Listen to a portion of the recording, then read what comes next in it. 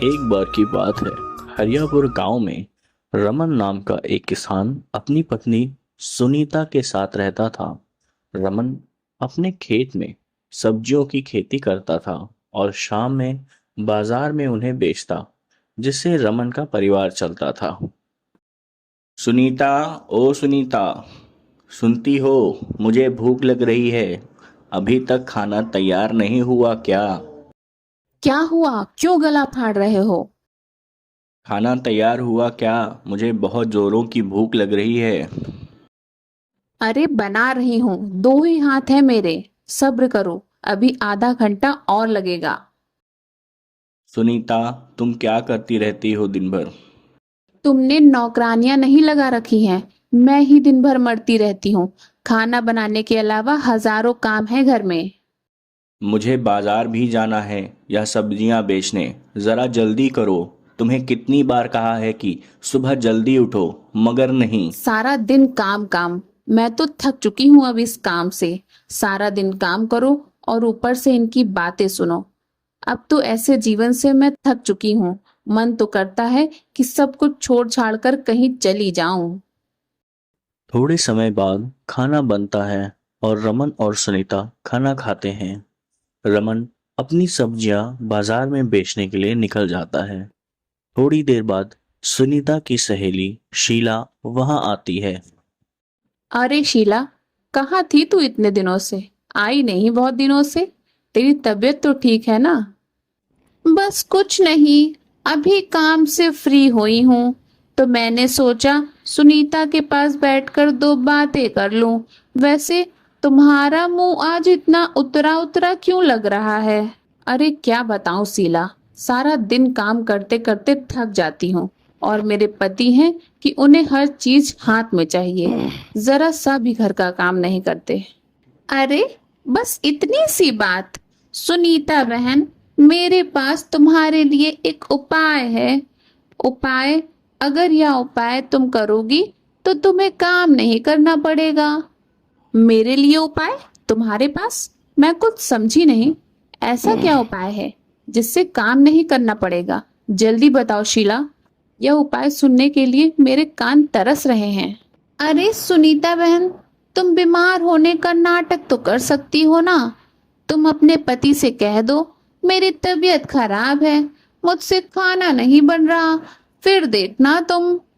यह उपाय तो तुमने बहुत बढ़िया दिया है शीला, पर इससे कोई परेशानी तो नहीं होगी ना? कैसी परेशानी? ये तो मैं भी करती हूँ। जब मेरा काम करने का मन नहीं करता ना, तो मैं भी अपने पति से बीमार होने का नाटक करती हूँ। ठीक है, आज मैं भी ऐसा ही करूंगी। ठीक है बहन, अब मैं चलती हूँ। कुछ समय बाद रमन अपनी सारी सब्जियां बेचकर अपने घर आता है।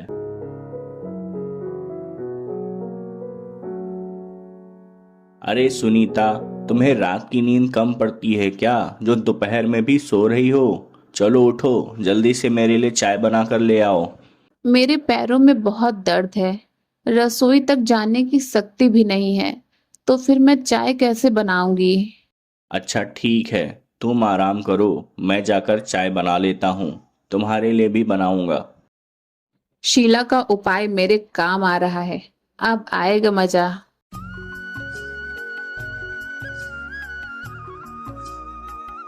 सुनीता, ओ सुनीता, अब तो उठो। अब तो सुबह भी हो गई है। अब तो तुम्हारे पैर का दर्द ठीक हो गया होगा। नहीं, मेरे पैरों का दर्द तो अब ठीक है, मगर पता नहीं अभी सुबह से मेरा सर बहुत दुख रहा है। बहुत जोरों का दुख रहा है। उठती हूँ तो चक्कर आ जाता है।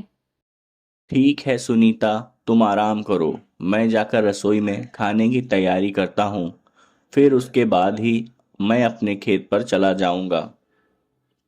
पहले सुनीता को खाना दे देता हूँ, उसके बाद मैं खेतों की ओर जाऊंगा। सुनीता, मैं चलता हूँ। आज मुझे घर लौटते लौटते शाम हो जाएगी। आज मुझे खेतों में पानी लगाना है। तुम्हारे लिए खाना बनाकर रसोई में रखा है। तबीयत ठीक होते ही तुम वह खाना खा लेना। रमन के जाते ही थोड़ी देर बाद सुनीता के पास शीला आती है। अरे कामचोर कहीं की, अब तो उठ जा, गया तेरा पति। शीला, इतनी गहरी नींद लग रही थी कि तुम्हें क्या बताऊं। अरे, मिट्टी खोदने के लिए फावड़ा तो मैं घर पर ही भूल गया। अब मैं मिट्टी कैसे खोदूंगा? चलो पहले घर जाकर फावड़ा लेकर आता हूँ। इतनी ही देर में रमन घर पहुंचता है। क्यों सुनीता, तुम्हें मेरा उपाय कैसा लगा? मेरा उपाय काम तो कर रहा है ना? हाँ शीला बहन, तुम्हारा उपाय तो मेरे बहुत काम आ रहा है। मैं अपने पति को कल से ही पागल बना रही हूँ। तुमने जो बताया था बीमार होने का नाटक, वाकई यह उपाय बहुत काम का है। ओ, अब मैं समझा। सुनीता ने काम ना करने के लिए बीमार होने का नाटक किया है। ठीक है, मैं भी देखता हूँ तुमसे घर का काम कैसे करवाना है सुनीता। अब मुझे तुम्हें सबक सिखाना है, तब जाकर तुम्हारी अकल ठिकाने आएगी। अरे सुनीता, अभी तक तुम्हारा बुखार उतरा नहीं? नहीं, अभी नहीं। अभी भी सर में दर्द है थोड़ा। अरे, ये तुम्हारे पैर में चोट कैसे लगी? कुछ नहीं सुनीता, खेत में काम करते करते अचानक से चक्कर आ गया और मैं खेत की मेड़ पर गिर पड़ा, जिस वजह से मुझे यह चोट लग गई। अरे बाप रे बाप, तुम्हारा पैर तो बहुत दुख रहा होगा। नहीं सुनीता, तुम आराम करो, तुम्हारी तबीयत ठीक नहीं है। मैं हम दोनों के लिए खाना तैयार करता हूँ। अब क्या करें सुनीता, तुम्हारी भी तबीयत खराब हो रही है और मेरा भी पैर टूट गया। पता नहीं अपने घर को किसकी नज़र लग गई है। नहीं, तुम्हें खाना बनाने की कोई जरूरत नहीं है। अब मेरी तबीयत ठीक है। मैं जाकर अभी खाना तैयार करती हूँ, जब तक तुम आराम करो। कुछ समय बाद खाना तैयार हो जाता है। सुनीता, डॉक्टर साहब ने मुझे 1 महीने तक काम ना करने के और चलने फिरने के लिए मना किया है। उन्होंने कहा है इस पैर पर ज़रा भी जोर मत देना। सुनीता, अब मैं खेत पर कैसे जाऊंगा? सब्जियां कैसे बेचूंगा? हमारा घर कैसे चलेगा?